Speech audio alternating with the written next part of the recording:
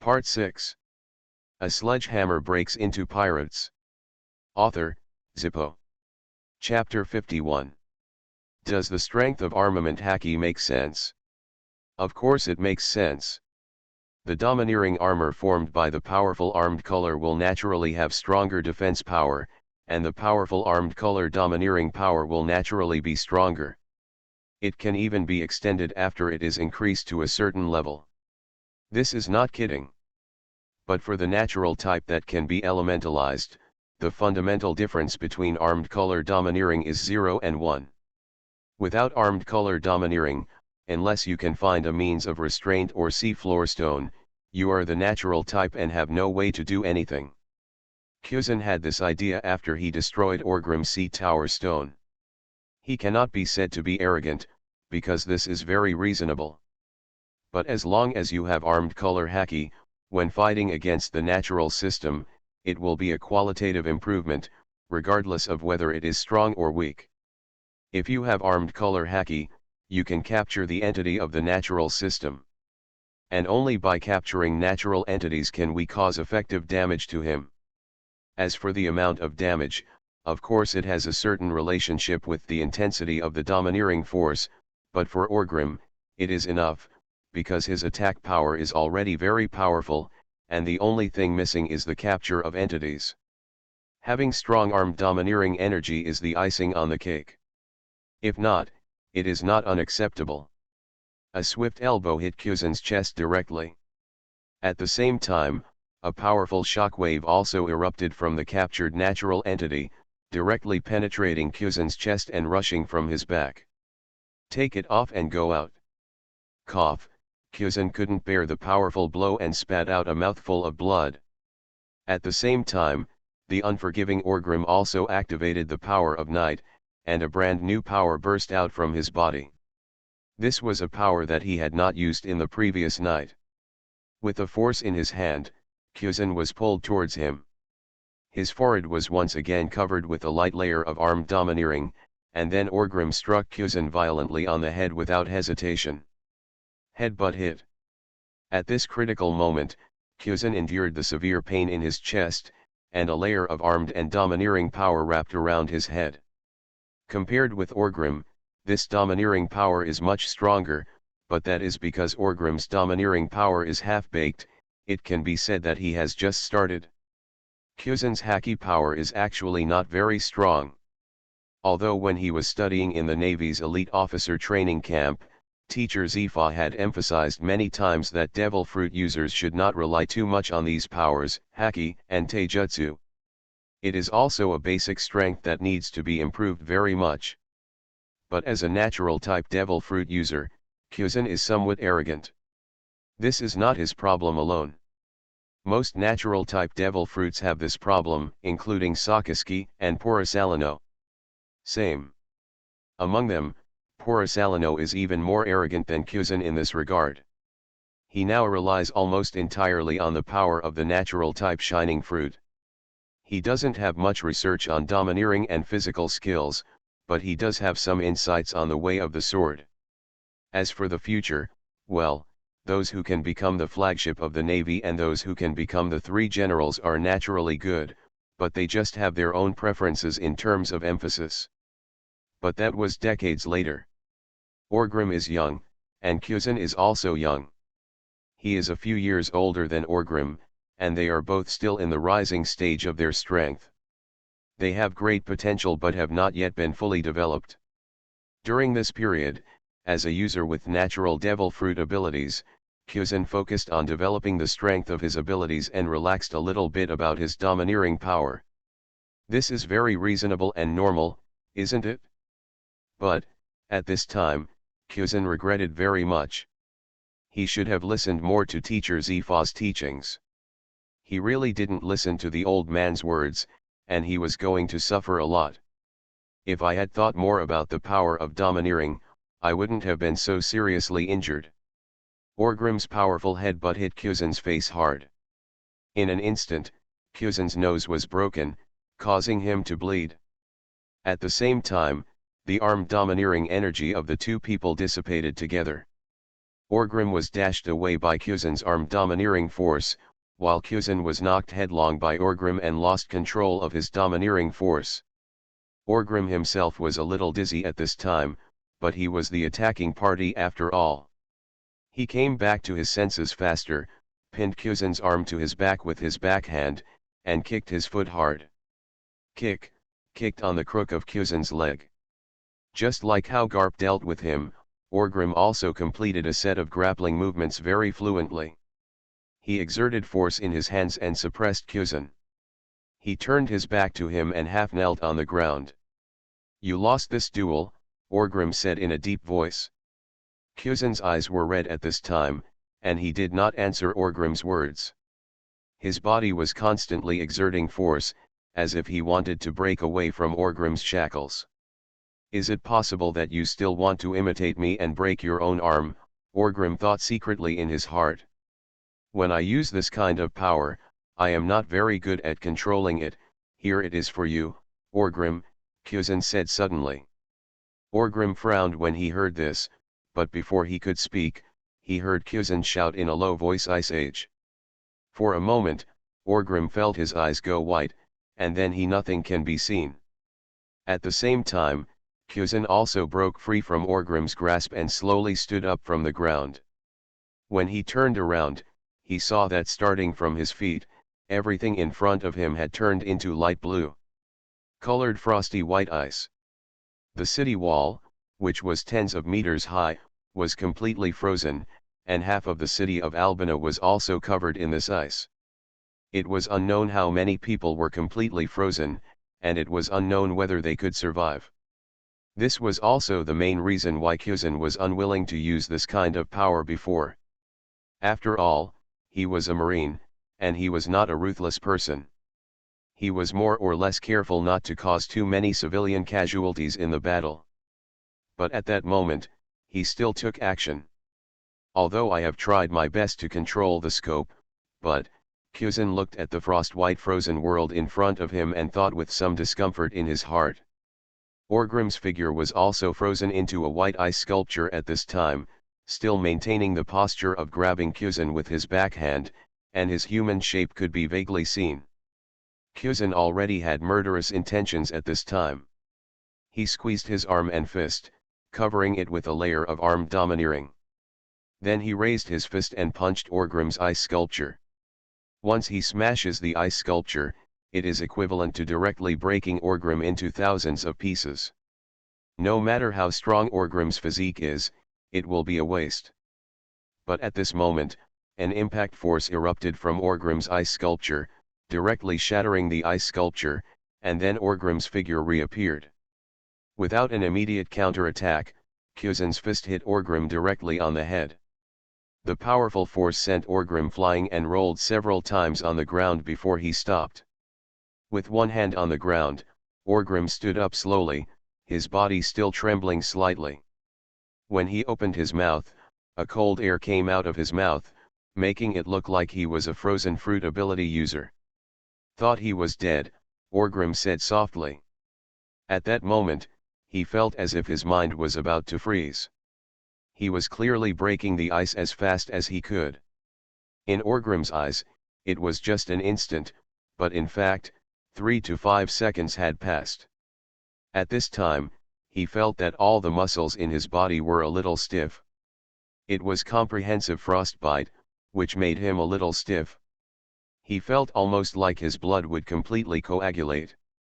The legendary power that can freeze an entire sea area instantly should not be underestimated, Orgrim thought in his heart. He also knew that this power should not have reached its peak yet, otherwise he would have died just now. Kjusen did not take action at this time, not that he was particular about not adding insult to injury, but even though Orgrim seemed to have suffered a serious injury, Kjusen was also seriously injured, and the outbreak of the Ice Age just now had a huge impact on him. It's also a big burden. At this time, he felt that he had lost a lot of energy and needed some time to breathe. A sledgehammer breaks into pirates. Author, Zippo. Chapter 52. Holding back the severe pain all over his body, Orgrim moved his body and felt a stiffness. He looked at Kuzan, who was standing still, twisted his neck slightly, and barely put a smile on his lips and said, "Sure enough, you are very strong." Kuzan was calming down his somewhat rapid breathing at this time. After listening to Orgrim's words, he also said, "No, your strength is what really surprised me. Everyone underestimates you, Hosgarot Orgrim." "Gee, ha ha ha ha ha, thank you for the compliment. It seems you are a little weak," Orgrim said with a smile. "Aren't you?" Kuzan did not deny anything. At this time, there is nothing to say harshly. A fool can see that he is a little exhausted. Of course, in Kuzan's view, Orgrim is just holding on. "Orgrim," he twitched the corner of his mouth, and then said, "In my opinion, you and I are evenly matched, and evenly matched opponents. In a battle, there are two conditions that can determine the outcome. The first point is calculation. In this aspect, it is I won. Didn't the Ice Age just now count as me winning back a victory?" Kuzan suddenly smiled and said. Orgrim was stunned for a moment, then he also smiled and said, "Okay, you can win back the victory, and the second point is the intelligence. What I know about you, I'm afraid it's more thorough than you think, and you know nothing about me, Kuzan. From the beginning, you fell into my fighting rhythm. Do you think you are the only one consuming me? Now it seems that is not the case. Are you trying to say that you still have some trump cards that you haven't used yet?" Kuzan's eyes shrank slightly and he asked. In his opinion, the two of them could be said to be warming up and fighting in a satisfactory manner. But when Orgrim revealed his armed domineering card, the battle has already reached the final stage, so he also revealed his cards. In this case, if the two are still evenly matched, it depends on who can carry it better. But if Orgrim still has a trump card, Kuzan felt a little uneasy when he thought of this, because he knew that he had no trump card. The corner of Orgrim's mouth looked slightly evil, and then he said, "That's right, it's dark now." "What does it mean?" Kuzan thought in his mind with some confusion. Before he could understand Orgrim's words, Kuzan suddenly discovered that something was wrong. Orgrim's condition seemed to be recovering much faster than he thought. At this time, some minor frostbite on his body seemed to have almost recovered. From the beginning, not long after the battle, Kuzan discovered that Orgrim's physique was very powerful, and he seemed to be able to recover from injuries quickly, but that was also it was within an acceptable range, so Kuzan just thought that he had some extraordinary talents. There were many such people on the sea, but now, Orgrim's recovery speed is obviously much faster than during the day, and even, faintly rising. Orgrim did not go to explain anything to Kuzan. Instead, he laughed ferociously, exerted force on his feet, forced himself to support his severely frostbitten body, and rushed towards Kuzan. Kuzan could no longer recover. When he was in a state, he gritted his teeth and let out a low drink, and the power of the frozen fruit in his body quickly spread out.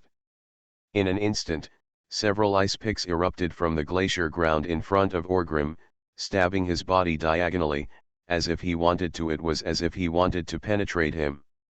With a roar, Orgrim raised his arm and punched forward, directly breaking several ice picks. Then his strong body was like a bull, breaking the ice picks along the way one by one.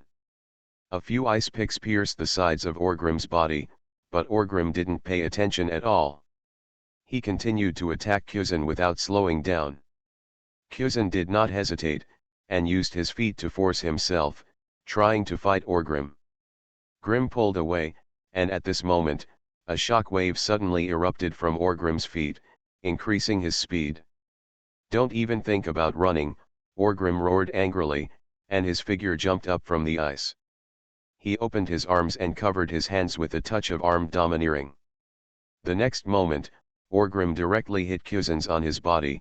The two of them flew out together, and Orgrim's hands with domineering power also tightly grabbed Kuzan's entity, making it impossible for him to dodge with elements.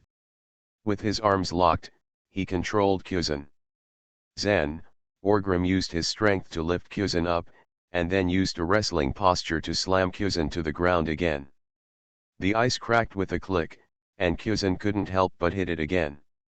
He spat out a piece of bruise and felt like stars were popping out of his eyes. The two of them rolled on the ground together. Before he could react, Orgrim hit Kyuzin's head again, almost missing Kyuzin. Zan was stunned, and Kyuzin came to his senses at this time. He raised his arm, held it in the void, and an ice knife appeared. Then he stabbed Orgrim's side with the knife. Blood sprayed all over the two of them. Orgrim broke Kyuzin's skate with his elbow, then lay on his side and put his knee on Kyuzin's stomach. Kyuzin also raised his hand and slapped him directly. Orgrim's face. In a moment, the fighting spirit between the two dropped to countless levels, like street gangsters fighting. Orgrim stabbed Kyuzin in the eye, and Kyuzin kneed Orgrim. Orgrim's crotch was completely disordered, and they used crazy punches at each other. Orgrim grabbed Kyuzin's neck, then turned over and sat on Kyuzin's body. His fists as big as sandbags were like raindrops, crackling. It hit Kyuzin's head. Kyuzin screamed after being hit hard. After a while, his face was bruised and purple. Before Orgrim could finish the beating, Kyuzin's knee smacked. Bent, he pushed Orgrim from the waist, causing Orgrim to stagger. Then this guy also seized the opportunity, pulled with his backhand, and pressed Orgrim under him. He also gave Orgrim a crackling punch on the head. Repeatedly, the two of them clung to the ice, struggled, and finally reached a distance of almost 200 to 300 meters. At this time, the sky became darker and darker. After all, Kyuzin's physical strength is not as abnormal as Orgrim's, and he has no power to fight back. On the contrary, Orgrim, under the power of the night, becomes braver as he fights. In fact, he could have used other methods long ago, such as shockwaves and so on. Came to completely defeat Kyuzin, but Orgrim seemed to be more fond of this kind of gangster style of fighting. With a sound of clang, Orgrim hit Kyuzin's chin with his elbow. This blow seemed to be the last blow to crush Kyuzin's stubborn resistance. Kyuzin let out a low cry of pain, murmured something unknown, and was originally grabbing Orgrim's other arm. The palm of his hand slowly lost its strength and relaxed. Orgrim did not stop because of this, and strangled Kyuzin's neck again with his backhand, and then with the other hand, he hit hard with an uppercut. The ground hit Kyuzin on the side of his face. Kyuzin's head jerked to the side, and a pool of blood flew out of his mouth.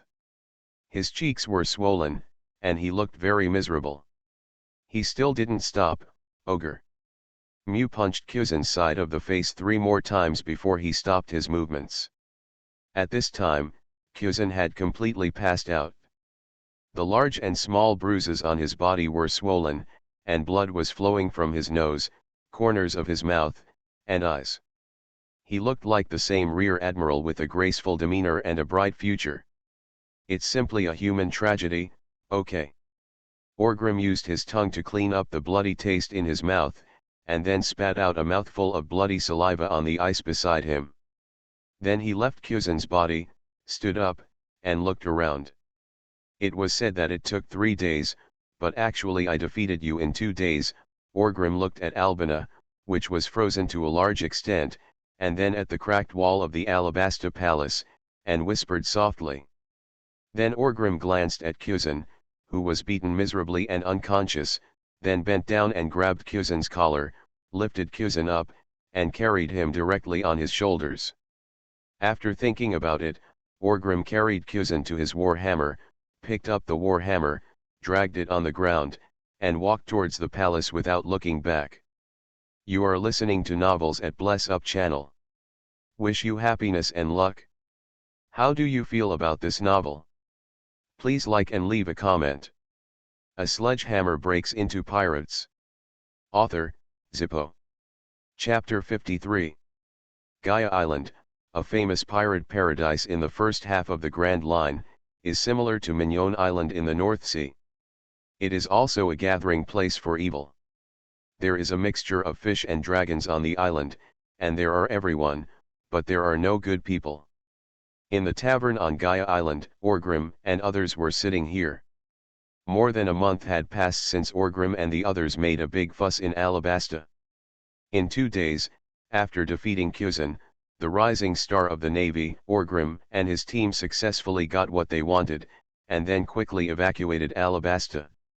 After that, the navy of the Grand Line chased them for half a month. They destroyed several more navy warships and lost 2 entire ships. Only then did Orgrim and the Warhammer pirates finally escape from the navy's pursuit and interception. Wandering to Gaia Island. Whether it's the navy or the world government, they now regard us as a thorn in their side and a thorn in their flesh. As a result, the benefits we received cannot be compensated at all. Beckman held the glass, took a sip, and said. He is now able to spare a few hours a day without wearing a gas mask. Basically, he spends most of this time with everyone. Drinking. Gee ha ha ha ha, I wonder if this Alabasta incident will be reported? Maybe the world government is covering it up? Orgrim said with a smile. I think it will be reported. Alabasta's Millennium Palace was completely destroyed by you. 1/3 of Alba City was destroyed by ice. So many people died. Alabasta is super. A big country is very influential and cannot hide it. Nightingale smiled, took a sip of her juice, and said.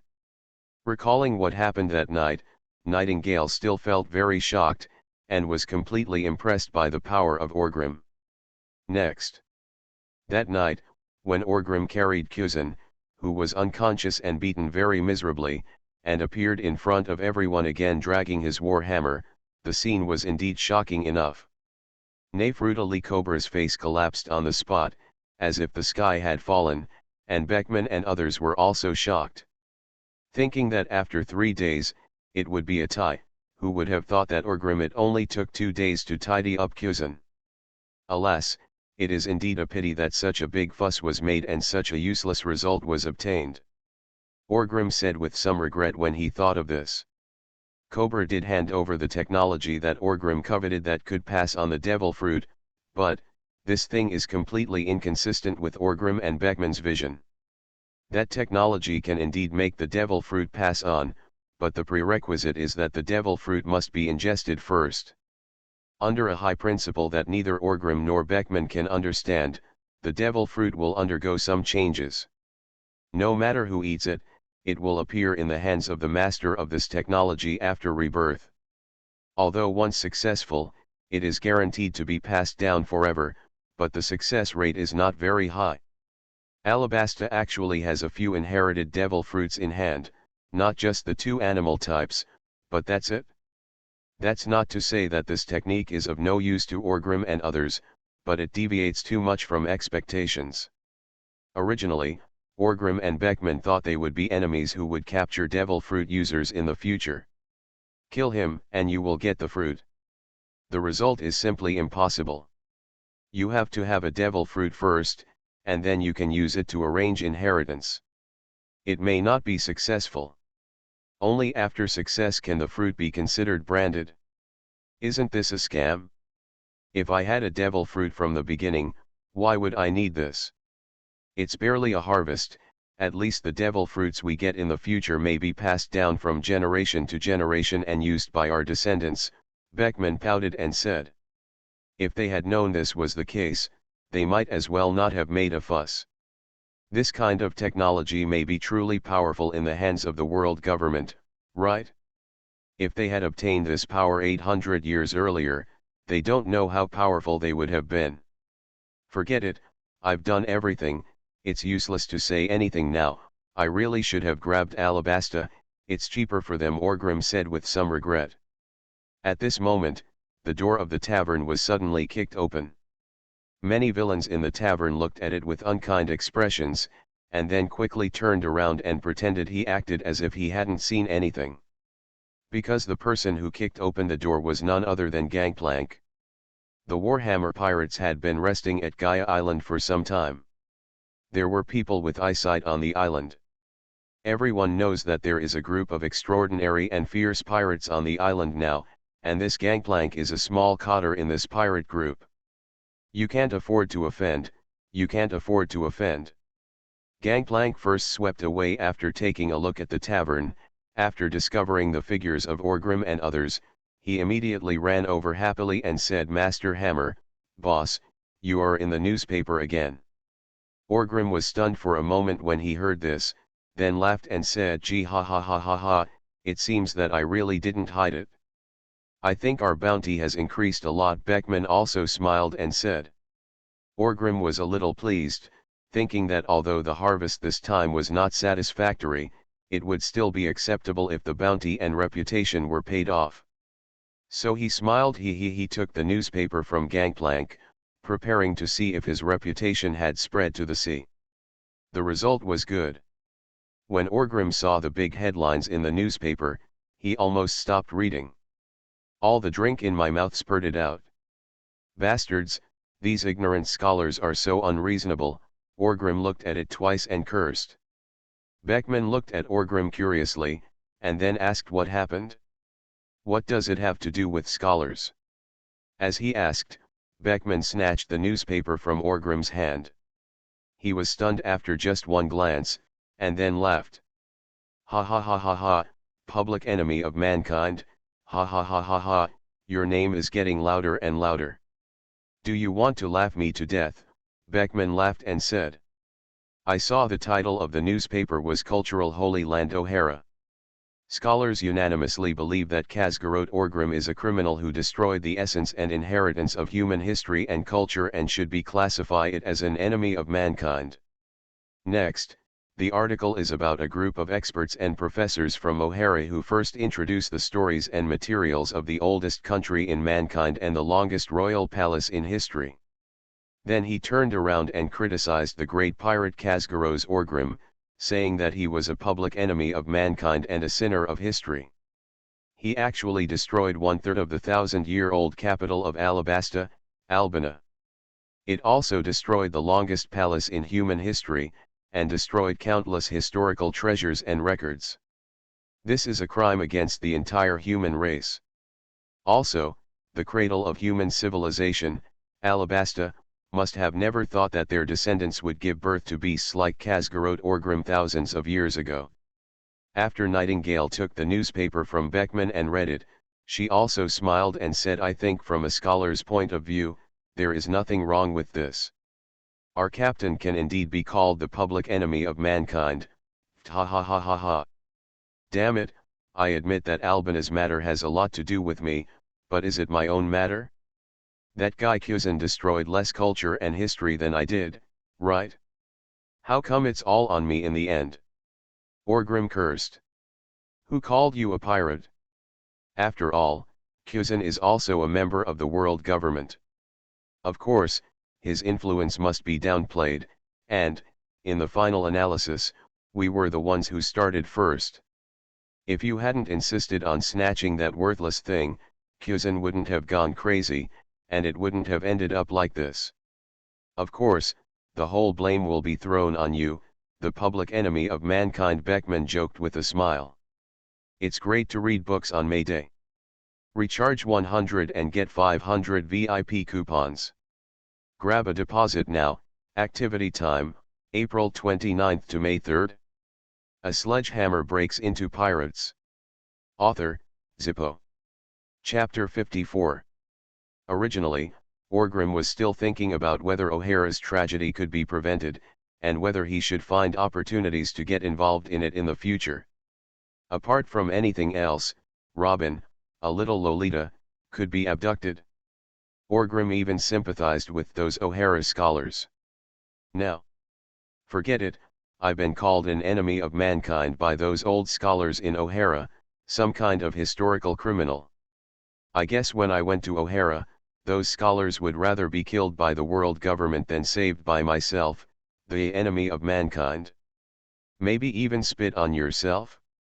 After all, this O'Hara scholar may be a bit stupid in terms of worldliness and careless in doing things, but when it comes to arrogance, he does have some. If they were killed by the world government, history might be able to overturn their verdict in the future and leave their name in history. But if they run away with Orgrim, the public enemy of mankind, then they will never be able to turn over again. As for Robin, judging from the training she received from O'Hara scholars since she was a child, she is definitively did he despise Orgrim to the core? Oh, I can't afford to offend you. I can't afford to offend you. Damn it, if I ever get a chance in the future, I'll go to O'Hara and burn down the tree of omniscience with a fire, so that these bastards will understand what it means to be an enemy of mankind. Orgrim cursed angrily. Marine Headquarters, Marineford, in the Navy's sanatorium, Cusin is basking in the sun in the yard. He had only returned to the Navy headquarters for a few days, and now he looked miserable. His whole head was wrapped in gauze, with only one eye and mouth exposed. After all, he received 2 headbutts from Orgrim, and was punched in the face several times by Orgrim. His jaw was fractured and dislocated, and his skull was also seriously injured. In addition to his head, one of his arms was also broken. Even Cusin couldn't remember when it was broken. It was wrapped in a triangle scarf and hung on his chest. The chest was also supported by a brace. After all, 7 of the ribs on the chest were broken, and there was also some damage to the internal organs. Even though the Navy has powerful medical technology and many healing devil fruit users who can restore Cusin to his original state without leaving any sequelae, Cusin will still have to lie in a nursing home for half a year to truly recover. Although I had long thought about taking a vacation and recuperating etc., but give me a sick day, isn't it too boring? Cusin watched the wool bird fly to the tree, he smiled a little self-deprecatingly and murmured. Before meeting Orgrim, Cusin was very proud. He became a rear admiral of the Navy at a young age. He is also a natural devil fruit user with outstanding potential.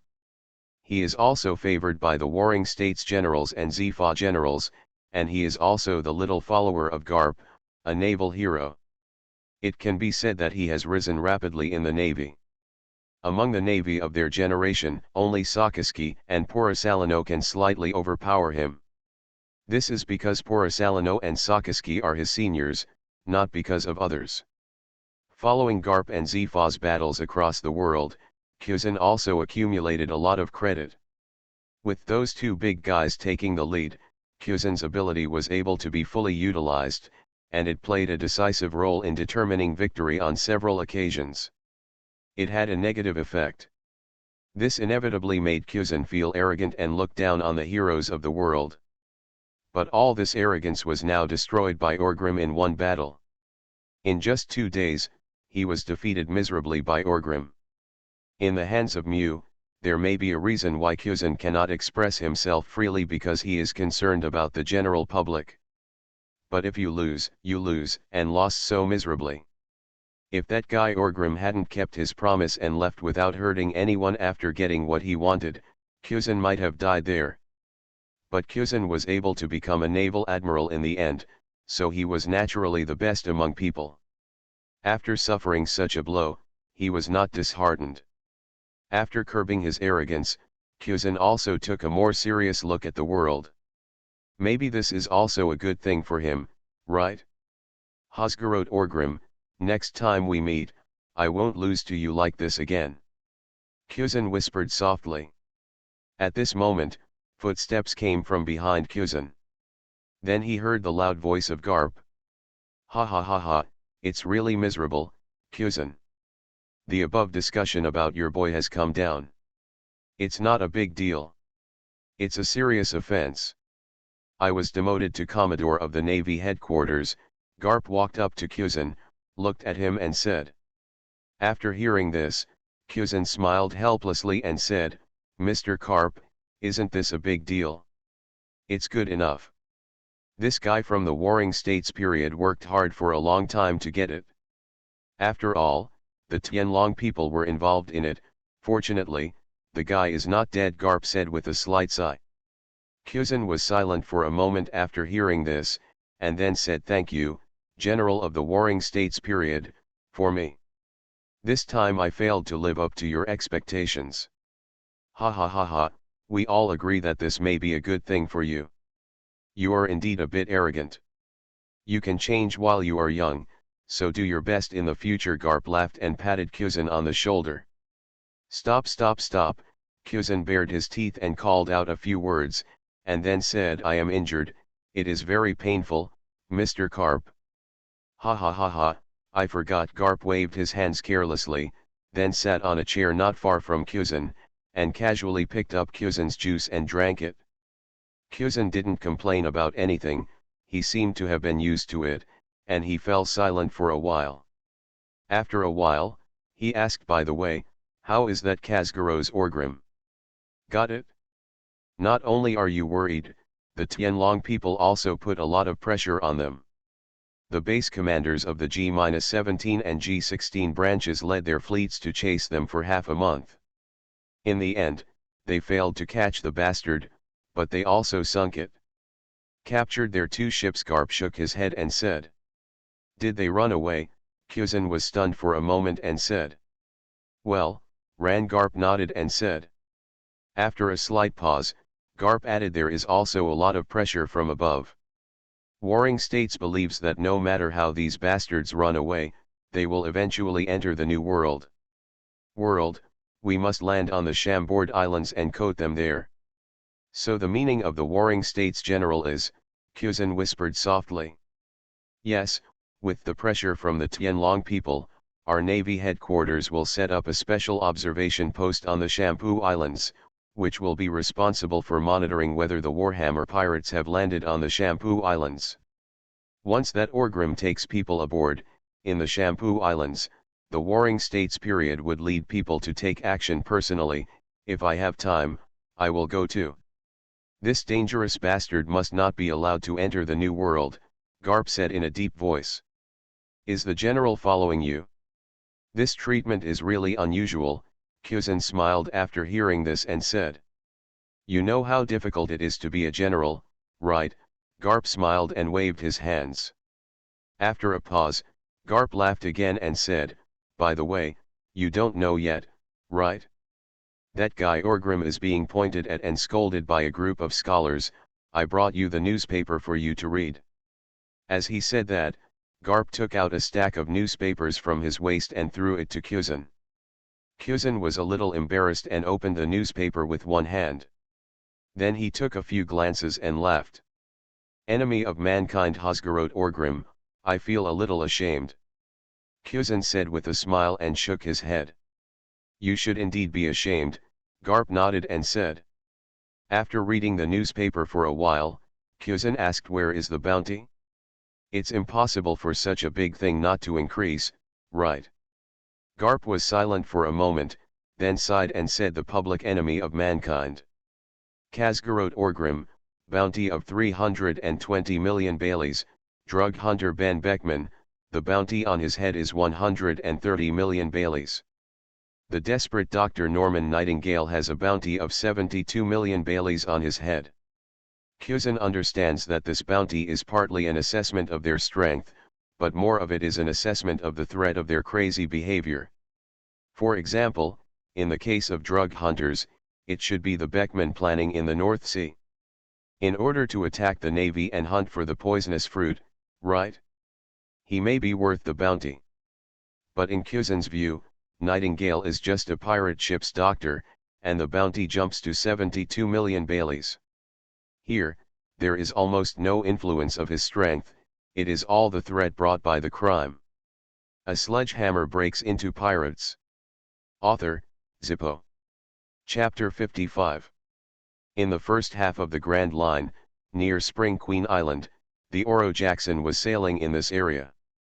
Yes, this is the Roger pirates. These big pirates who should be rampant in the New World have somehow sneaked back into the first half of the Grand Line. In fact, in the eyes of the big pirates, this is just a basic operation. Although most of their forces are in the New World, they are not completely blocked in the New World. They can go anywhere in the world. For example, in the future, Shanks will often wander around the world. I guess he didn't learn well on Roger's ship. As for the Roger pirates, this time they returned to the first half of the Grand Line for one main reason. They went to the lighthouse in Upside Down Mountain to find Dr. Kurikas, who could suppress Roger's terminal illness, and ran away with him. Nowadays, the newcomers are really more cruel than the last. You see, not long ago, a sand crocodile appeared in the New World. No, another public enemy of mankind, Kajgroo, emerged from the North Sea. Grim, too brutal. Roger joked while drinking. The last time Orgrim was in the newspaper, Roger didn't pay attention to him at all. Instead, he ridiculed Garp's experience. But this time, Roger finally noticed this. Newbie pirates. We have met that young boy from the Navy a few times. Although he always follows that bastard Garp, I have to say that he is still very good. It can be seen that the Navy is focusing on cultivating him. Unexpectedly, this time he actually lost to this Orgrim in Alabasta. Riley sat on the wine barrel on the other side, also holding a wine glass in his hand, and said with a smile. In this era, there are so many heroes. I think if this Orgrim enters the New World, he will definitely set off an even bigger wave in the future. Sparky Jabba raised his eyebrows and said. Ha ha ha ha ha, then we have to wait until he can enter the New World alive. He has bullied the world government and the Navy to this point. Neither the Marshal Cyborg, the General Sengoku, nor Garp can do it. Let him go easily, Roger laughed and said. Roger, Rayleigh and other big guys were slightly interested in Orgrim. As for Orgrim's reputation as the public enemy of mankind, these guys didn't care. What? After all, they are all pirates. They are not good people in the first place. The eldest brother should not laugh at the second brother. Moreover, the Roger pirates also have the achievement of destroying a country in a fit of rage. Maybe they look quite good on weekdays. He's easy to talk to, but when he gets really ruthless, he kills without blinking an eye. As for Alabasta's heavy historical significance, let's leave it to scholars to discuss, but pirates don't care about that. So although O'Hara and the world government Orgrim is defined as the enemy of mankind, but in fact, pirates like Roger and humans don't care at all. Let's not talk about this anymore, let's think about the upcoming voyage, right? Should we go back to the New World directly? Sparky Jabba asked. Just kidding, we've come this far, how can we not meet old friends, Roger immediately said. The capital of Seven Waters, Lila also smiled and said. The Queen of Spring Island is indeed not very far from the capital of Seven Waters. If you go there, you can reach it in more than half a month. That's right, let's go and pay a visit to Master Tom before leaving. After all, if this is a farewell, I'm afraid I won't be able to see him again, Roger said with a little emotion. Master Tom is a shipbuilder in the capital of Seven Waters. Roger's Oro Jackson was built by Master Tom, and the relationship between the two parties is also very good. Roger feels that this time he entering the New World again, with the current physical condition, it is very likely that it will not be easy to come out. He is determined to circle the Grand Line and find Raf Drew. The dangers involved can be imagined. Therefore, he wants to go again. It was reasonable to meet his old friend. Rayleigh and Jabba looked at each other and did not refute Roger's proposal. In this way, the Oro Jackson sailed towards the capital of the Seven Waters. Gone. In the New World, Golden Lion Shiji is reading the newspaper in his hand with interest. Karanda Neiman is telling the story of her two brothers with great interest. Did you see it? Boss Shiji, are my brothers very powerful? That King Z, even though you praised him, he was defeated by my elder brother, ha ha ha ha ha. Neiman danced and said. Impact Fruit ability user, the public enemy of mankind, G ha ha ha ha ha, is quite powerful. Shiji laughed and said. Then he looked at Neiman, and then a smile appeared on the corner of his mouth, and he said, I am interested in these two little guys, Neiman. If they intend to join in the future, how about I give them 2 cadre positions under my Golden Lion banner? Neiman was stunned for a moment when she heard this, and then said in great surprise, really, Admiral? When have I, Shiji, ever spoken to one of my own people without speaking inappropriately? Shiji raised his chin arrogantly and said. At this time, Shiji was more rebellious and arrogant, but less despicable after decades of ups and downs. Neiman also knew that her boss character, so he quickly nodded and said thank you, Admiral. Do you want me to pick them up? Ji smiled again, waved his hand and said, no, young people need to go through more storms. Let them make their own way. But now the Navy and the world government must hate them to the core. Neiman hesitated for a moment and said. When Neiman thought about it, the situation of her two brothers was very bad now. They must be the focus of the Navy. It was really hard to say whether they could survive the first half of the Grand Line. But if they bear the name of Shiji, then with the deterrence of Boss Shiji, the world government and Navy may not dare to act rashly. Otherwise, if they are not careful, it will evolve into a full-scale war, and the world will be in chaos. That's right, Shiji has such a big influence now. For some reason, Shiji always had a preference for Neiman that was beyond the ordinary cotters. Looking at her tangled expression, he thought of Kazgarot Orgrim and Ben Baker. Man's abilities and potential. To be honest, Shiji was also a little excited.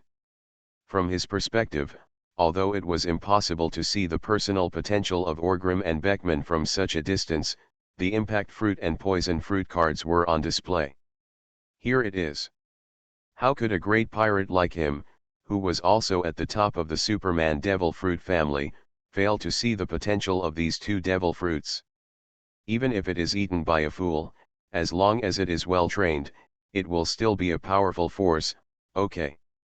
Thinking of this, Shiji smiled, shook his head and said, I promise you to take action once. After hearing this, Neiman said excitedly, thank you, Boss Shiji. Gee ha ha ha ha, don't be too lax. I think if things continue like this, it won't be long before your two brothers are more powerful than you. Don't come to me to cry. Go down and strengthen yourself. Strengthen your strength. Shiji smiled and waved hand said. I understand, Admiral, I will definitely not embarrass you. When the time comes, let my brothers see how powerful I am. Neiman gestured with her arms, making the strong muscles bulge, and spoke very confidently. After Neiman left here, Shiji read the newspaper again, then shook his head in a funny way, and murmured human's public enemy, ha ha ha, it's pretty good, isn't it? Reading books on May Day will be great. Recharge 100 and get 500 VIP coupons. Grab a deposit now. Activity time, April 29th to May 3rd. You are listening to Novels at Bless Up channel. Wish you happiness and luck. How do you feel about this novel? Please like and leave a comment. A sledgehammer breaks into pirates. Author, Zippo. Chapter 56. Gaia Island, Magic Valley Town. Beckman, Orgrim, Nightingale, Hank, Gangplank, and other small bosses were sitting together to hold the Warhammer Pirates' first Cotter representative meeting. It is said to be a Cotter's Congress, but in fact, the Warhammer Pirates in Orgrim's hands is just a grassroots team.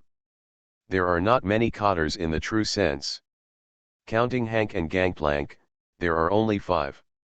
The rest of the subordinates, now on the sea, can be regarded as relatively fierce and wild pirates, but that's all.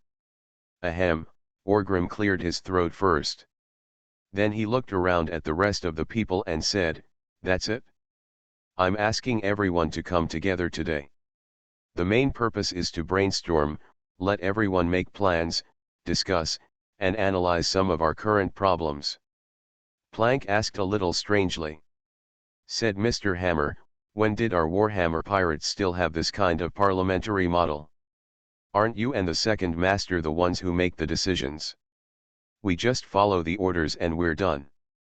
Beckman smiled at this time, said don't be so surprised. Captain Orgrim still controls the general direction. Our main thing is to let everyone participate. Although I think I have a good mind, one person is short of wisdom and everyone is wise, not to mention me. Also involved. Ha ha ha ha, Beckman is right. The main thing is to make everyone feel like cottars. Otherwise, everything will be done by me and Beckman. You cottars, what does it mean to act? Orgrim said with a smile and waved his hand. Mr. Chewy, whatever you say is whatever it is. Hank, just listen. It's a meeting. Doesn't this mean that we are also cultural people? Hank asked with a smile. Hey, cultural shit. Orgrim cursed with some annoyance, and then said, I have been accused of being a public enemy of mankind by those cultural people. If anyone mentions the matter of cultural people to me in the future, I will beat him to death. Ha ha ha ha ha, everyone laughed when they heard this. Mr. Hammer, you are complaining here. Gangplank and Hank, are very envious. Really, if this opportunity comes next time, we can't leave us two behind. After all, we have been around for so long since we came out of behind. Well, in the end, there is no bounty. How bad is it to look like a pirate? Plank joked with a smile. That's right, Master Chewy, you must bring us with you next time something like this happens. Hank, can't do anything else, so I can kill people, right? We are now leaders of our Warhammer pirates, right? You didn't even get the bounty, wouldn't it embarrass you if you go out? Hank also nodded immediately and said. Nightingale said with some toothache, if possible, I really want to divide my bounty money between you two. In Nightingale's view, the higher the bounty, the faster he would die and the worse his fate would be if he was caught. What's more, he was just a doctor with no strength, and suddenly he was saddled with a huge bounty of 72 million belly, which put a lot of pressure on his heart. Beckman smiled and said, we need to discuss this issue today. That's right, Orgrim also nodded, then took out two small notebooks from his arms, threw them on the table, and continued before leaving the North Sea, that guy Doflamingo gave me two things. These two things, I discussed it with Beckman, and decided to take it out and share it with the brothers. It can be regarded as a welfare for cottars. Plank and Hank were stunned for a moment, and then Hank said, Master Hammer, what is this? What do you mean? We brothers will follow you to enjoy the good food and drink, but we will not lack anything. That's it, Mr. Hammer, this, Plank also said hesitantly. It's not what you think. Orgrim waved his hand, then smiled and said, it has nothing to do with the treasure list or anything, it is the power of domineering, used to improve your strength. Domineering? Gangplank was surprised for a moment, and then quickly picked up the notebook. When he saw it, he was happy and said with a smile, I have wanted to mention it to Mr. Hammer for a long time, but I never had a good chance. I thought about it. Next time let me tell you what contribution I have made this time and see if you can reward me. Does it mean that if you learn this thing, you will be better at killing people in the future? Then I will definitely study hard. Hank also nodded and said. Although Hank and Plank are very good at it, well, from the perspective of strength, the two of them are relatively powerful ordinary people. During this period, from the North Sea to the first half of the Grand Route, they also experienced some things. It can be said that in addition to food, in other aspects, Orgrim trusts both of them very much. The most important thing is that these two people are die-hard members of their Warhammer pirates. With Orgrim's family background brought from the North Sea, they are regarded as benchmark figures and very loyal. So Orgrim discussed with Beckman and decided that they should train these two guys well. From the perspective of potential, Gangplank and Hank may not have much, but they are not too bad. At least they are better than ordinary people. It seems that there is nothing to cultivate. But in the end, Orgrim decided to spend a lot of money to train him, for no other reason than not to make people think that following him Orgrim had no future. In the past, everyone went out to hang out in order to get rich. Now the Warhammer pirates are doing quite well in this aspect. Pirate crew members of all sizes are very popular and drink spicy food. And people like Hank and Plank who have become small cotters must pursue a higher level. Needless to say, wealth, strength, fame, and power all need to be pursued. Orgrim himself doesn't like people who don't have this kind of thinking, let alone promote such people. As a cotter, he is not afraid of ambitious subordinates, because Orgrim thinks he is more ambitious than them. As long as they maintain their strength, the more ambitious these subordinates are, the better. In this way, the Warhammer pirates can develop and grow more quickly. On the contrary, those who have no ambitions and no ideas will only slow down the Warhammer pirates. Just let them be just juniors, and don't think about leaders. You two are my good brothers who have come all the way from Ogorin in the North Sea. Naturally, I, Orgrim, cannot treat you badly. You should use these domineering training methods first and learn them carefully. By the way, only cotters can do it first. Use it, don't spread it, Orgrim said softly. It's not that he is stingy and unwilling to give more people to his men, but he can't guarantee the loyalty of his men. Although those guys are ferocious and wild enough, they dare to kill. But it cannot be said that they are 100% loyal. If this thing is given to them, and then two of them defect and leak out, it will be a big loss for Orgrim. These things can be discussed in the New World. Right. Moreover, cotters must be treated with better benefits.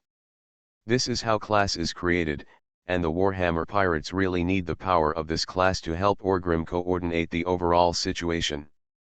Don't worry, Master Chewie, we know the importance of this, Plank immediately assured. Well, this is just the beginning. We should collect more cultivation methods in the future.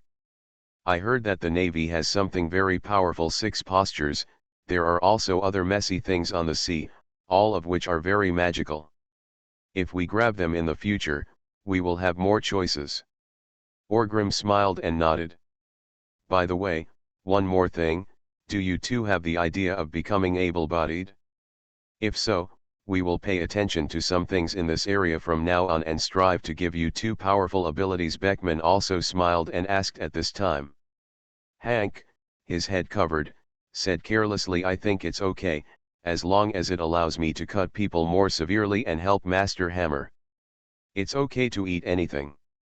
Gangplank rubbed his chin and thought for a moment, then said, I'm not in a hurry now. In fact, I want to see how far I can go on my own if I don't eat devil fruits.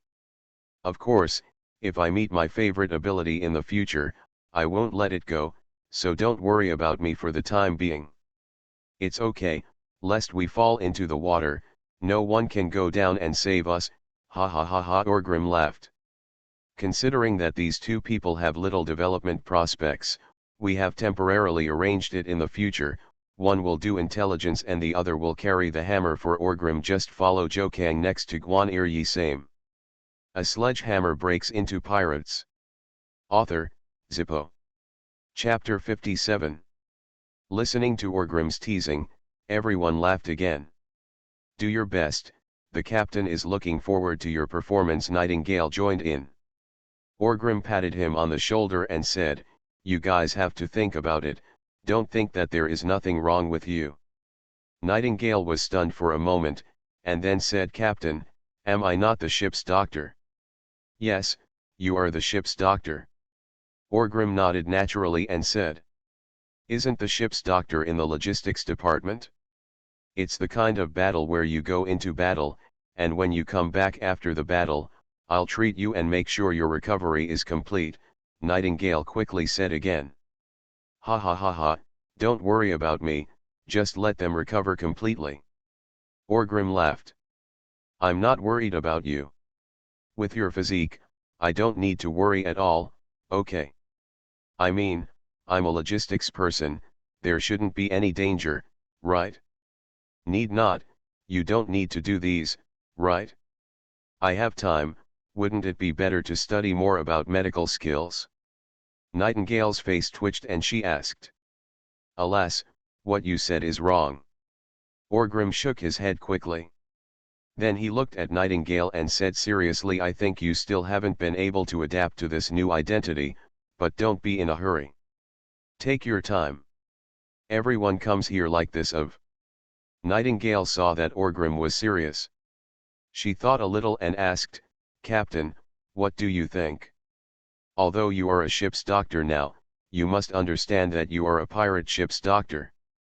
In other words, you are a pirate first and then a ship's doctor. Do you understand what I mean? Orgrim raised his chin and asked. Nightingale was a smart man. As soon as Orgrim said this, he felt as if he had caught something. Beckman also smiled at this time and opened his mouth to explain. Said what Orgrim means is that your identity is no longer that simple. If you are a pirate, people will not care if you are engaged in logistics. Will the Navy care about this? Your bounty of 72 million belly was given to you for nothing. Therefore, while being a good ship doctor, we must also be good at the promising industry of piracy. That's right, you need to grab it with both hands, and you need to be hard with both hands. Orgrim nodded and said. Nightingale touched her chin and thought about it carefully. It seemed to make sense. Of course, your combat mission is indeed not heavy, but when we are messing around in the sea, we are not just going to fight others and make trouble for others. We will also be hit on the ship at any time. When chaos breaks out, there may not be anyone there. He can take care of you and protect you, so this person must rely on himself. Orgrim patted Nightingale's shoulder again and said. Nightingale nodded, and then said, then it seems I have to think about it. And most of these things that can improve our strength are related to our bodies. Maybe doctor, you can draw an analogy. Did you accidentally improve your medical skills? Beckman said with a smile again. I think your point of view is very interesting.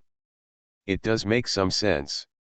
You are indeed a smart person. Nightingale's eyes lit up when she heard this, and she quickly said.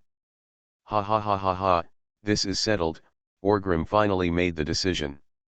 After finalizing these things, a few people chatted about other topics, such as trivial matters.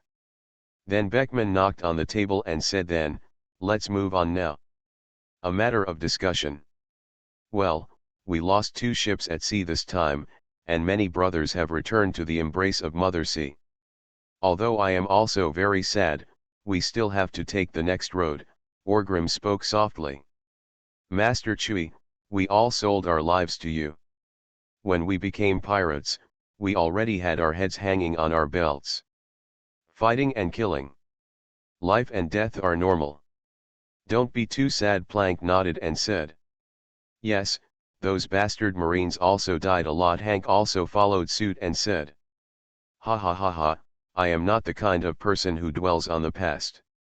We still have to focus on the future, so I decided to recruit people again. This Gaia Island is a good place, it is even more chaotic than Mignon Island. Desperados, there are so many villains like us, we need to replenish the manpower and the ships. Orgrim laughed and said. At the same time, Beckman also said it is definitely necessary to recruit people and replenish ships, but we don't have many Baileys in our hands. Plank and Hank nodded after hearing this. As cotters, they were somewhat unsure about this aspect. The family members brought from Behi have spent a fortune.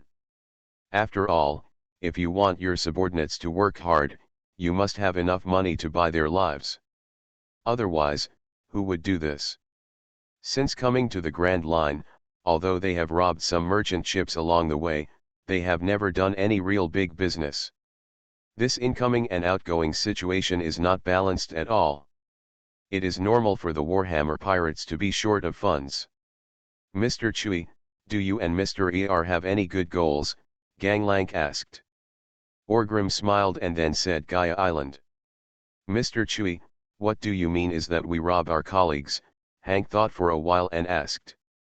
Gee ha ha ha ha ha, you are right, as the saying goes, enemies are enemies when you are in the same boat, and this is also an old tradition of us pirates, isn't it? Orgrim responded with a laugh. Isn't it natural to kill their leaders, recruit their younger brothers, seize their wealth, and use them to strengthen our Warhammer pirates? Beckman also said with an evil smile. He really has an evil pirate style. Nightingale smiled and joked. Master Chui, whatever you say, I will do. Anyway, who are you robbing? If these guys are obedient, maybe they can be spared their lives. If they dare to chatter with us, Hank, will chop off his head with a knife. Hank patted his chest and said. That's right, the strong live and the weak die. This law of the jungle eats the strong is the eternal truth in this sea.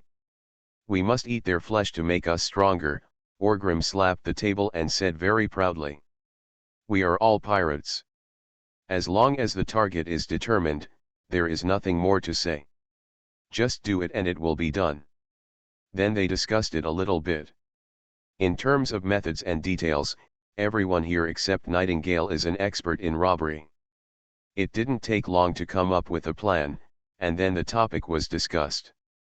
The last point is that we must seize enough funds here to prepare for the next destination. By then, our Warhammer pirates should have a real qualitative change, Beckman said in a deep voice. Where is the next destination? Hank asked. I looked at the nautical chart. The second master should be talking about the capital of Seven Rivers, right? Gangplank thought for a while and said. Orgrim nodded and said, yes, it is the capital of Seven Waters, the most famous shipbuilding island in the world. Are we building new ships again? Mr. Hammer, Glank asked excitedly. He is a person who loves ships very much. He likes big guys that are big, have many cannons, and look mighty and domineering. In his opinion, that's what a man on the sea has to offer. Romantic, who doesn't want a giant ship that can travel all over the world?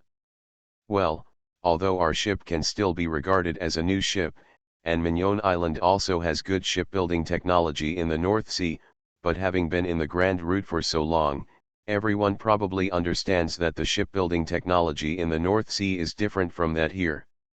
In comparison, it's simply a huge difference. If we want to ride the wind and waves, enter the new world, and create a new world, we must have good ships. The city of Seven Waters is a truly world-class shipbuilding center, where we will build our own big ship, Beckman said in a deep voice. When the time comes, just one of you will bring me a boat. How awesome is that? Orgrim said with a smile. This is great. Plank said excitedly. For this goal, we must take advantage of our colleagues in Gaia Island, Hank said with a cruel smile. A sledgehammer breaks into pirates. Author, Zippo. Chapter 58. At the port of Demon Valley Town, Orgrim and the Warhammer pirates directly blocked the port. They could only enter but not exit. Hundreds of ferocious Warhammer pirates were scattered in the port, and the scene was spectacular for a while. However, Orgrim and Beckman were not involved in this matter at this time, but were chatting with an aborigine from Gaia Island. Yes, there are sea currents soaring into the sky. That is an annual spectacle on our Gaia Island. If a huge sea king is caught by this current, it will definitely die. It cannot break free at all. It can only fly into the sky, and then if you fall again, from such a high distance, there is no difference between falling on the sea and falling on the ground. It will turn into a puddle of mud in an instant, and the blood will dye the sea red, the aboriginal explained to Orgrim and Beckman very honestly. It seems that you have met me many times. Orgrim said with a smile. Mr. Chui, you are right. I grew up on Gaia Island and I see it once a year. Now there are still many people coming to watch, said the aboriginal.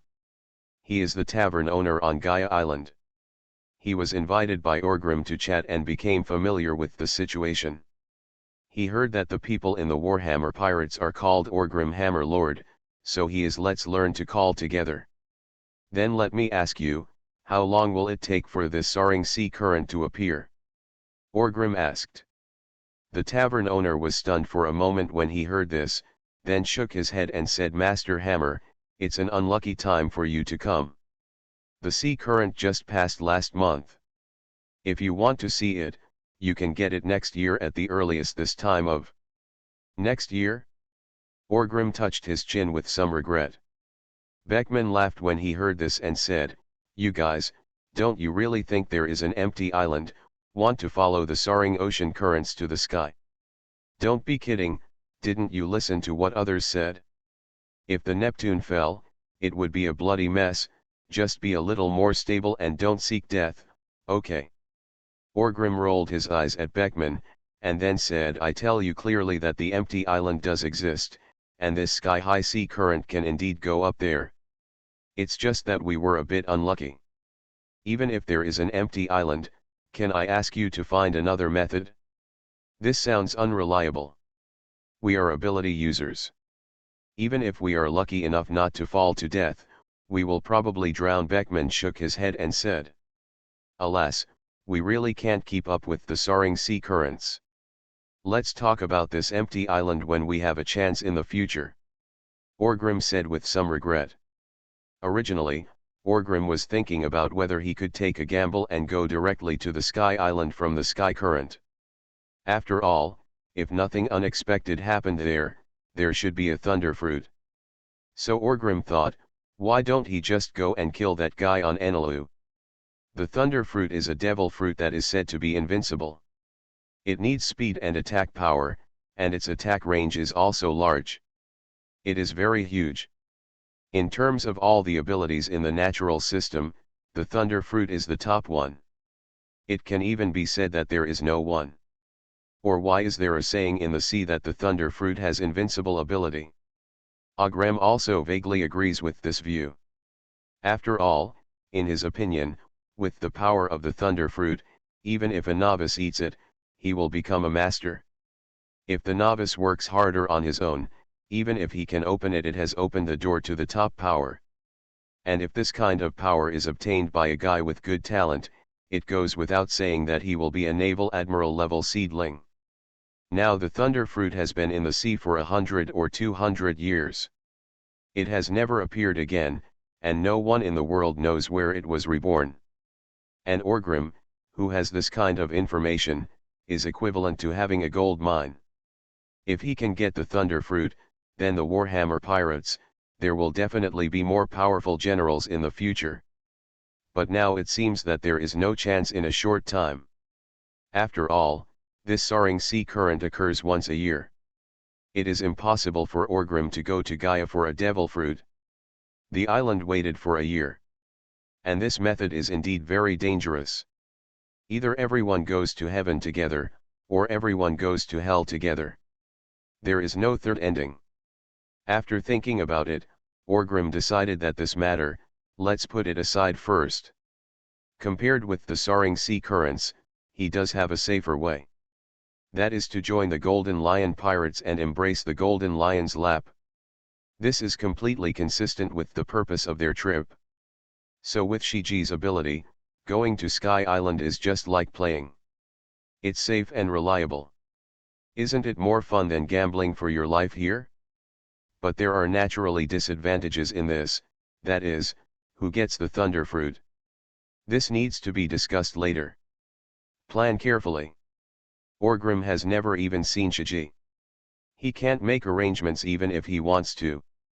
After coming back to his senses, Orgrim patted the tavern owner on the shoulder and said with a smile, "Well, although I didn't catch up this time, if I have the opportunity in the future, I will still come to see this power of nature.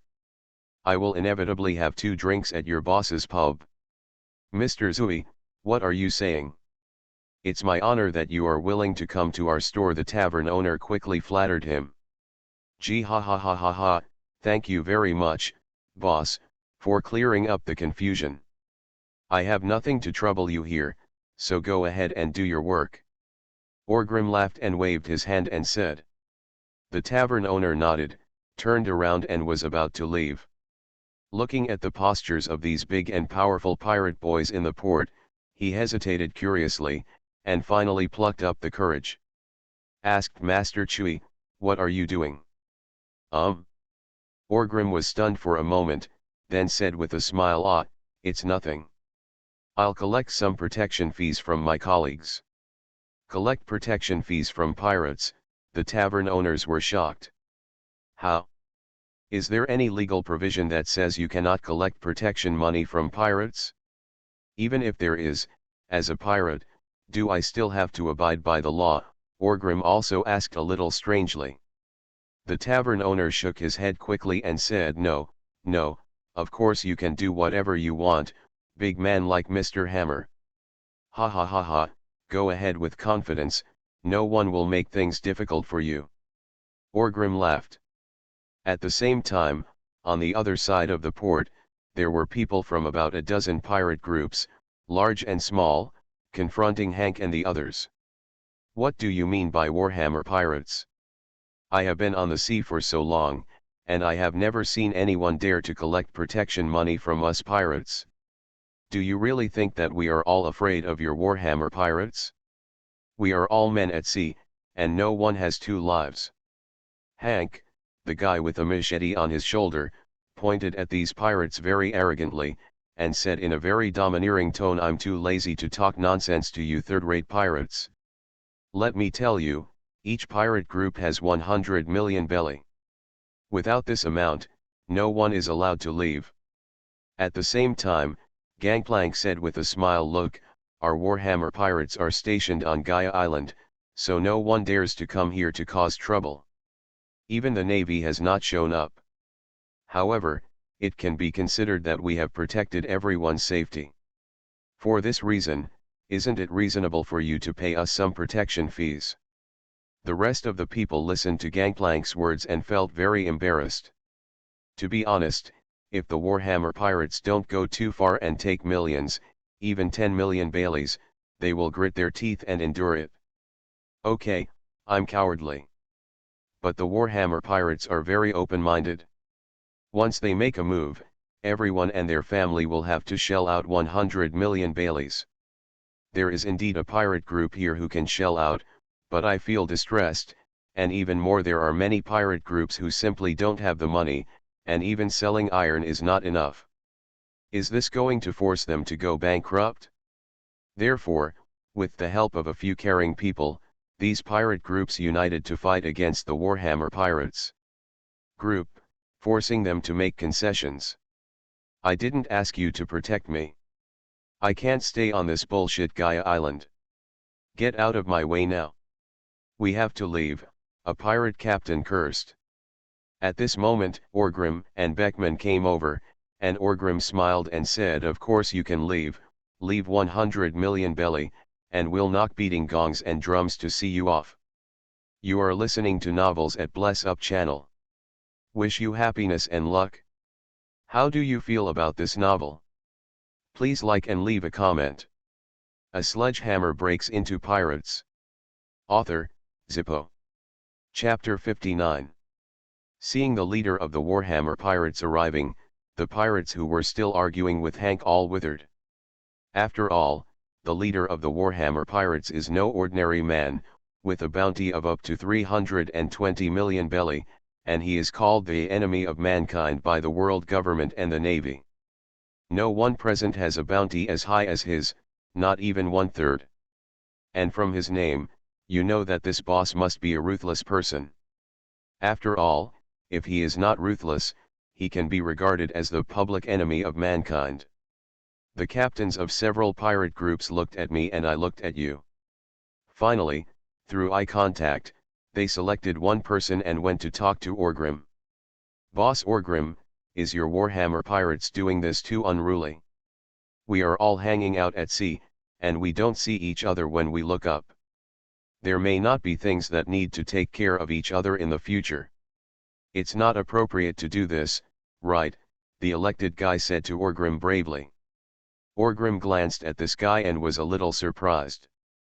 Judging from his figure, he was almost as tall as himself, and he was also extremely strong.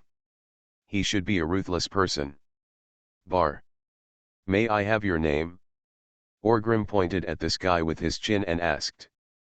The strong man's face twitched slightly, and he said bravely, Seisim, my name is Seisim, and I am the captain of the Boxer Pirates. Gangplank, who was standing next to Orgrim, also whispered the nickname is also Boxer. He has a bounty of 53 million Baileys. It is said that he is quite strong. Orgrim nodded when he heard this, then smiled again and said, first of all, let's understand the identities of all of us. We are all pirates. How can there be any irregularities? What is the job of us pirates? Isn't it just robbing? How? Do you think that as long as you rob others, others can't rob you? Boss Orgrim, are you clearly saying that you want to rob us? Sacem asked with a flash of anger in his eyes. Ah ha ha ha ha, Orgrim laughed first, and then said, after all, you just don't want to pay the money, right? Well, I, Orgrim, am not an unreasonable person. I will give you one without paying. Chance. There was a hint of joy on Sacem's face and he asked Boss Orgrim, what kind of opportunity is this? If you can defeat me, Orgrim, you are certainly a capable person.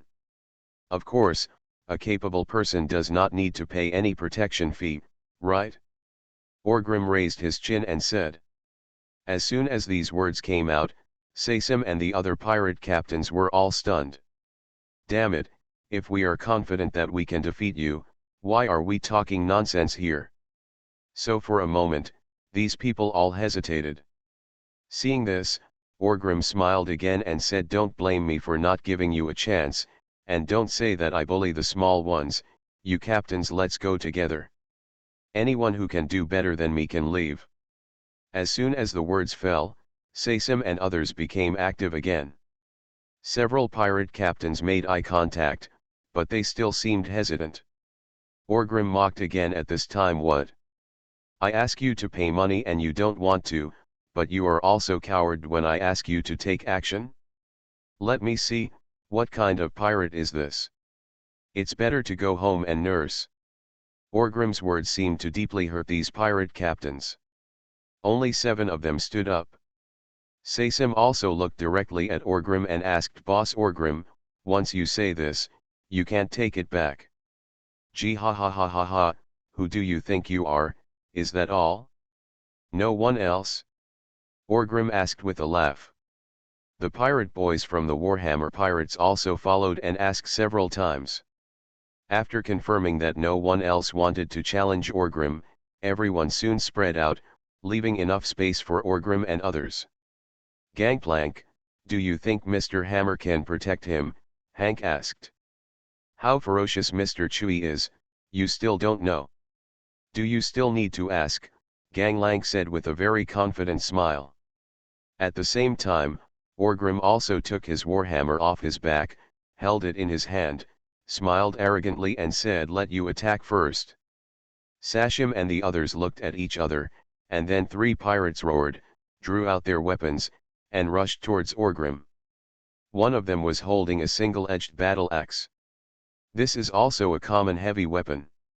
Many pirates like to use it, but there are almost no people who are actually famous for using this weapon. Most of them are just minions of pirates.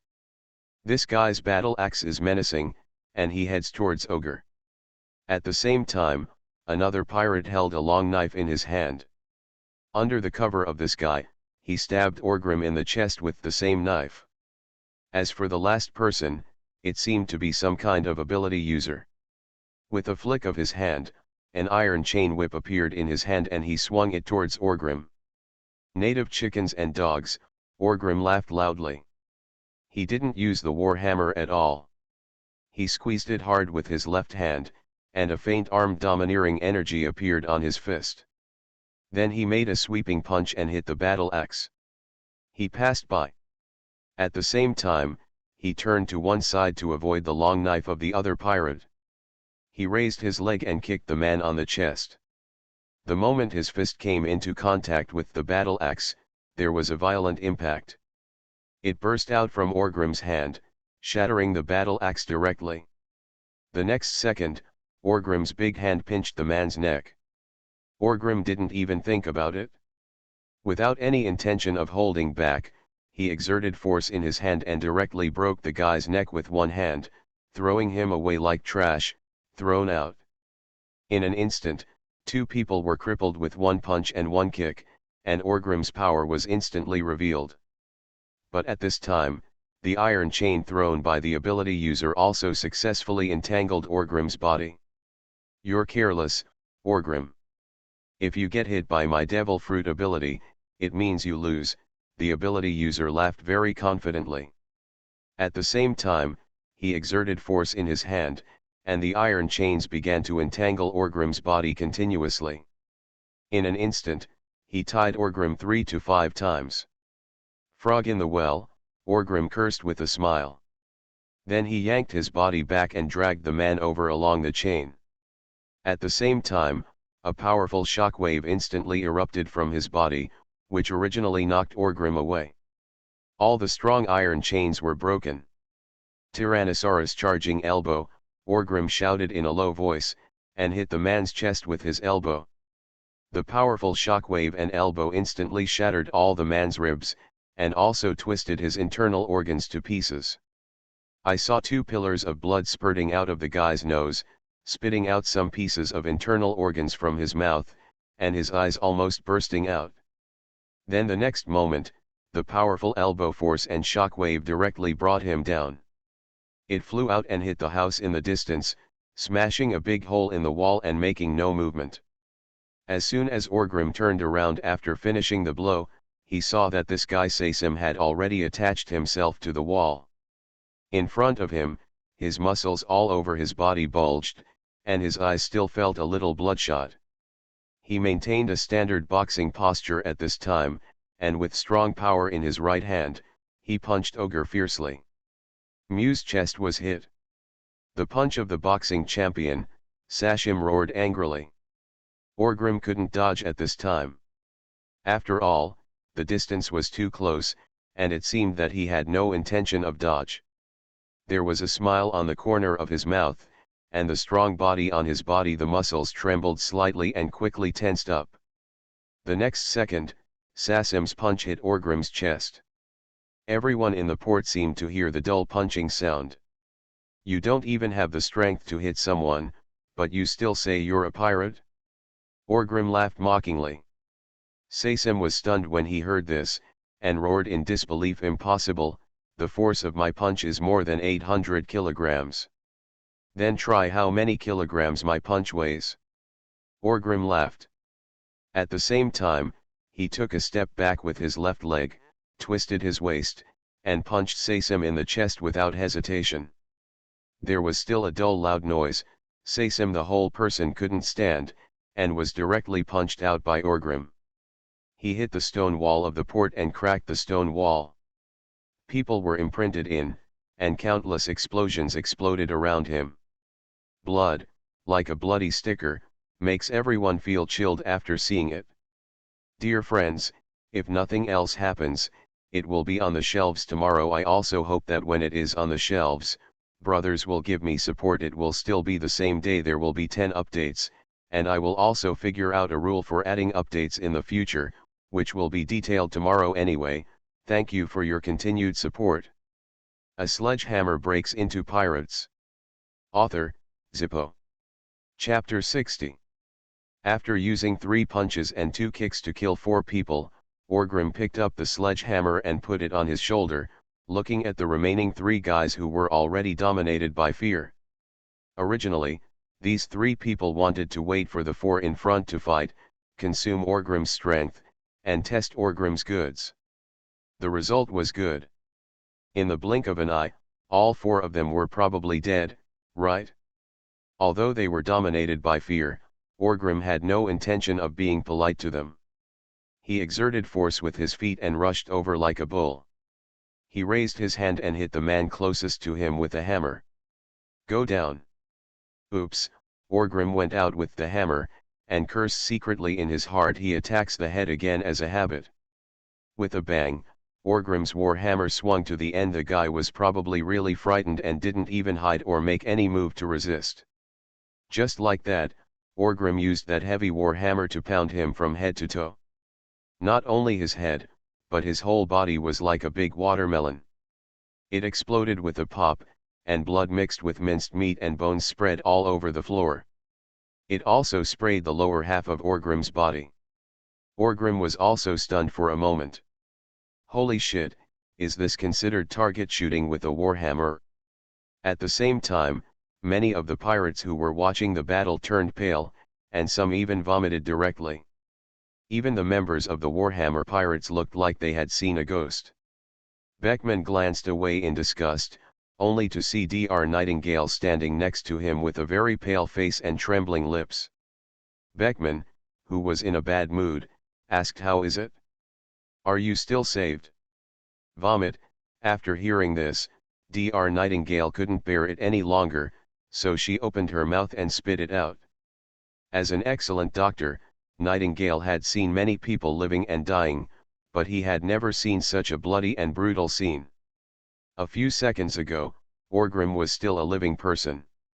"Hammer it down, you can't even fight now, how about saving a hammer?" Shaking away the minced meat and blood stains on his war hammer, Orgrim glanced at the blood stains on his body with disgust, and cursed, "I have to take a shower again." After cursing, Orgrim looked at the other two people. One of them was so frightened by his eyes that he fainted. The other's crotch was instantly soaked, and he knelt on the ground and started crying. "Boss Orgrim, Mr. Hammer, spare my life, I will give you the money, no matter how much you want," the pirate captain cried with tears streaming down his face. At this moment, how could he still have the power to roam the world? How could he look like a pirate captain? "Tisk, useless," Orgrim muttered with some disdain, and then ignored him. "Since this guy has admitted defeat, let's spare his life. If the enemy is not united and the fight is not good enough, whoever is unconvinced should stand up." Orgrim carried the sledgehammer and looked at the pirates and asked. Wherever he looked, everyone turned their eyes away uncomfortably. They didn't dare to disagree with this person and just turned them away. The smashed pirate bosses looked at each other. Should I say that he really deserves to be a big pirate with a bounty of 320 million belly? Just this level of ferocity and cruelty has surpassed them by dozens of streets. Then the sentence is very correct. There is only the wrong name, not the wrong name. The public enemy of mankind, well-deserved reputation. Since no one still wants to show off, it means you are all convinced, right? Well, before sunset today, please hand over the money to me, or I will blow your heads off one by one, Orgrim sneered and said very cruelly. After finishing speaking, Orgrim patted the blood stains on his body, turned around and said, "Glank, go ask someone to boil a basin of hot water for me and wash it off. You're here to keep an eye on this bad luck. If anyone doesn't pay, tell me and I'll ask him for it myself." "Got it, Mr. Hammer," Glank nodded quickly, and then called his two younger brothers to boil water for Orgrim.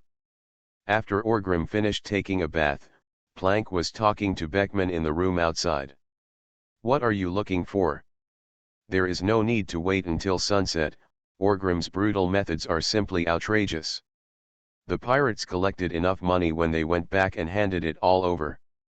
More than 10 pirate groups, 1 billion belly were collected in one go. As for the few people who were blown away by Orgrim and the guy who was unconscious and begging for mercy, they were directly absorbed by the Warhammer pirates. Of course, the captain and officers don't think about continuing to be a junior brother. Just become a junior. If you can still succeed in the future, you might be able to get some kind of position." What to say, Orgrim hit his upper body, revealing his strong chest, and walked out wearing a pair of black trousers and asked. "Look what this is," Beckman pointed to something on the table. Orgrim's eyes moved, then he was stunned for a moment, and asked, "Isn't this a devil fruit? Where did it come from?" Gangplank smiled and said, "It's the one from Boxer Sasim's ship. We took it in. Depend on. Why didn't you think of this earlier? Go tell those bastards to hand over all the devil fruits they have to me, or blow their heads off," Orgrim cursed and then gave instructions. It had been arranged and we personally took people to search for it, but it was indeed gone. Plank said helplessly. Beckman also smiled and said, "What do you think devil fruit is? In such a short time at sea, you are very lucky to meet 3 of them, Okay. Orgrim murmured in his heart, there are only two of them. My ability is a cheat. I didn't dwell on this topic. As Beckman said, devil fruits are very rare and hard to come by. You're lucky if you can come across one. You can't force the pirates to have this thing in their hands. What devil fruit is it? What ability? Orgrim sat at the table, picked up the devil fruit in one hand, weighed it twice, and asked. Beckman and Plank both shook their heads. Mr. Zooey, I asked, but those guys don't know what this ability is. Their captain seems to be very confident in his own strength and has no intention of eating it. He is just waiting for an opportunity to sell it, Plank explained. Don't ask me about this kind of thing. My understanding of devil fruits is not as good as yours. Can you tell? Beckman asked with a raised eyebrow. After hearing this, Orgrim observed the devil fruit for a while, and then said thoughtfully, I really saw something. What? Beckman became interested and asked curiously. I can tell it's not a poisonous fruit anymore, Orgrim laughed and said. Damn you, I can see that it's not a shock fruit. Beckman was stunned for a moment when he heard this, and then cursed. Orgrim smiled and waved his hand, and then said, I am just a country pirate from the North Sea, and there is no devil fruit illustrated book. Can I see a hammer? If I had known better, I should have asked that guy Doflamingo if he had any illustrations in Bahi and sold us a copy. Beckman touched his chin and thought with some regret. Even if there is, it will not be sold. That kind of thing is monopolized by the big powers. How can ordinary people see it? Orgrim waved his hand and said. Does Doflamingo have this thing? Orgrim doesn't know, but he speculates that it does. After all, Doflamingo is still in the devil fruit business, and being born as a Draco, the information and resources behind him are completely unmatched by Orgrim. It would be strange if he didn't even have a devil fruit illustrated book. So how to arrange this thing? Beckman asked. Is anyone willing to bet? If not, just keep it for now and study it later when you have the devil fruit illustrated book. Orgrim said very casually. Beckman nodded with a smile and said, I asked Hank. He said he wanted to eat a fruit similar to yours and didn't want to gamble, so just keep it first. Ha ha ha ha, that guy's idea is pretty good, but it's just unrealistic, Orgrim laughed.